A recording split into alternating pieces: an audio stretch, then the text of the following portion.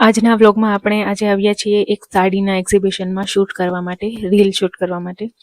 તો નોર્મલી કોઈ પણ સાડીનું એક્ઝિબિશન હોય ત્યાં શૂટ કરવાનું હોય ત્યારે એક્ઝિબિશનમાં જવાનું, ત્યાં એક્ઝિબિશનની જે સ્પેશિયલ આઇટમ્સ હોય, સ્પેશિયલ સાડીઝ હોય ને એ પહેરીને શૂટ કરવાનું હોય છે.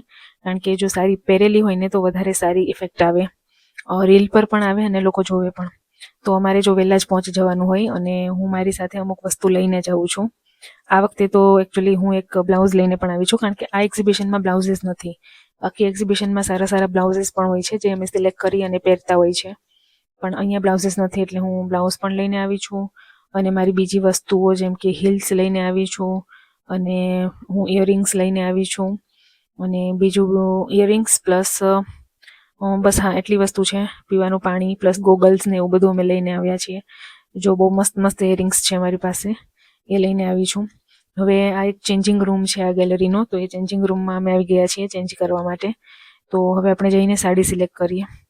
તો જો મેં સાડી સિલેક્ટ કરી લીધી છે. આવડી આ સાડી સિલેક્ટ કરી. આ પટોળું છે અને આ ગુલાબી કલરનું બહુ જ મસ્ત પટોળું છે એટલે મેં આ સિલેક્ટ કર્યું. અને જો કોન્ટ્રાસ્ટમાં ગ્રીન કલર જોડે મેચ થાય જ છે, અને ત્યાં પહેરાવાવાળા પણ હોય જ છે. જ્યારે પણ એક્ઝિબિશનમાં જઈએ ત્યારે તો એ લોકો પહેરાવી આપે છે. તો એમણે જો આ પહેરાવ્યું. અને પછી જો બીજું પટોળું, આ પટોળું અમે સિલેક્ટ કરવા જઈએ ને ત્યારનો વિડીયો છે. તો પછી જો મને એ પટોળું ગમ્યું ને એટલે એ જ હું સિલેક્ટ કરીને લાવી છું. તો એ પટોળું જ આ છે. તો એ સિલેક્ટ થઈ ગયું છે અને અમે હવે જઈએ છીએ એને પહેરવા માટે. આ વિડીયોઝ થોડા આગળ પાછળ થઈ ગયા છે, બટ કંઈ નહીં. પણ જો આ પહેર્યું, અને આમાં એક ભૂલ છે એ હું તમને બતાવીશ કે શું ભૂલ છે એ તમને હમણાં કહું. તમને હમણાં ખબર પડી જ જશે, થોડા ટાઈમ પછી પડશે વિડીયોમાં આગળ. અને આ જો આવી રીતે પહેરવાનું. અને અમે પછી બહાર જતા રહ્યા હતા ફોટોશૂટ કરવા માટે. જો કારની સામે બહુ મસ્ત વિડીયોઝ આવતા હતા એટલે હું એક રીલ પણ બનાવતી હતી, એટલે અમે યુટ્યુબ માટે પણ થોડા શોર્ટ્સ લીધા હતા.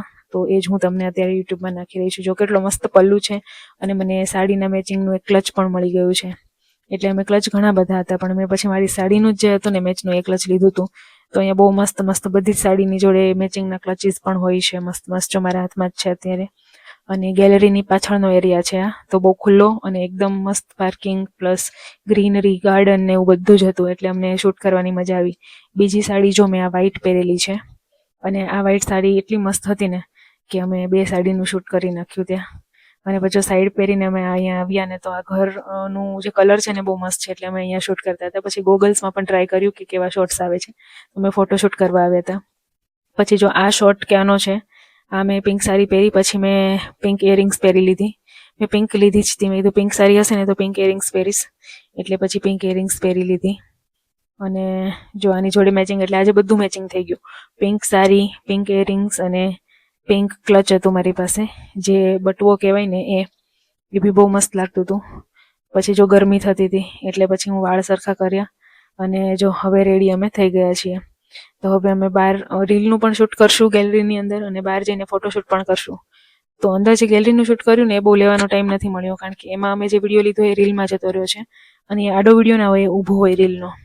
એટલે પછી જો આ સાડી પહેરાઈ ગઈ ને પછી હું એકવાર જોવા ગઈ કે પલ્લું કઈ રીતે નાખીએ તો સારો લાગે છે. તમે આજે જોવો છો ને ગુજરાતી સાડી છે, જો કે બધાને ખબર જ છે આપણે ગુજરાતીઓને. તો આ ગુજરાતી સાડી મેં લોંગ પલ્લુ વાળી પહેરેલી છે, અને આ રીતે જ સારો લાગે છે જો. એટલે પછી મેં એ જ રીતે રાખેલો છે. અને પછી અમે પલ્લુ ટક કર્યો, અને જો આમાં શું ભૂલ છે ને એ શોધો ચલો. હમણાં તમને દેખાશે કે સાડી પહેરવામાં શું ભૂલ થઈ છે. જો મારે નીચે ઊભું રહેવું પડતું હતું, કે પહેરાવાવાળા બેન એકદમ નીચા હતા ને એટલે અમારે વળીને ઊભું રહેવું પડતું હતું. ફરીથી જો હું જોવા માટે જઉં છું, અને હવે તમે આ સાડી મેં પહેરી છે, પાછળથી જુઓ ઊંધો પલ્લુ નખાઈ ગયો છે. જો એક વળ ચડી ગયો છે, એટલે પાછળથી પછી આ લોકોને ખબર પડી કે આવું થયું છે એમ, એટલે પછી અમારે બદલાવવો પડ્યો. જો પાછળથી કેવો ઊંધો આવ્યો છે. હવે પાછી ફરીથી મહેનત કરવી પડશે. હવે જો ફરીથી અમે અંદર ગયા, એમણે પલ્લુ બદલાવ્યો, અને એમણે પલ્લુ પાછું પહેરાવ્યો, અને પાછો એને ચત્તો કર્યો. તો એટલું થયું ને પછી અમારે આ બધું કરવાનું થયું. પછી અમે બહાર ગયા જો આવી રીતે. પછી બહાર પણ બહુ મસ્ત જગ્યા હતી, તો અમે એક બે રીલ પણ શૂટ કરી. અને એકદમ વેધર સારું, એટલું બધું સારું નહોતું, તડકો હતો જો કે, પણ જગ્યાઓ બહુ સારી હતી. પાર્કિંગ સારું હતું, ગ્રીનરી સારી હતી.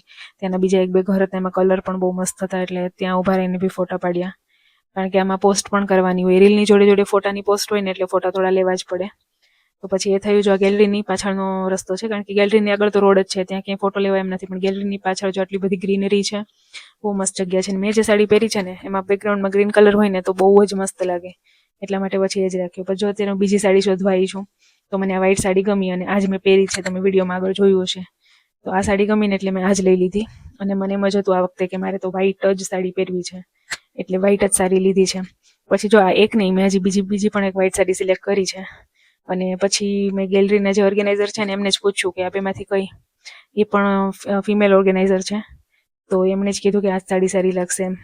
જો બીજી સાડી મેં સિલેક્ટ કરીને એ પણ હમણાં તમને બતાવું, એ પણ બહુ સરસ હતી, વ્હાઈટ પ્રિન્ટ જ છે. જો આ બીજી સાડી મેં સિલેક્ટ કરેલી છે, પણ તમે આ વિડીયોમાં આગળ જોયું કે મેં પેલી વાળી સાડી છે ને પહેરી છે અને કેટલી સરસ લાગે છે.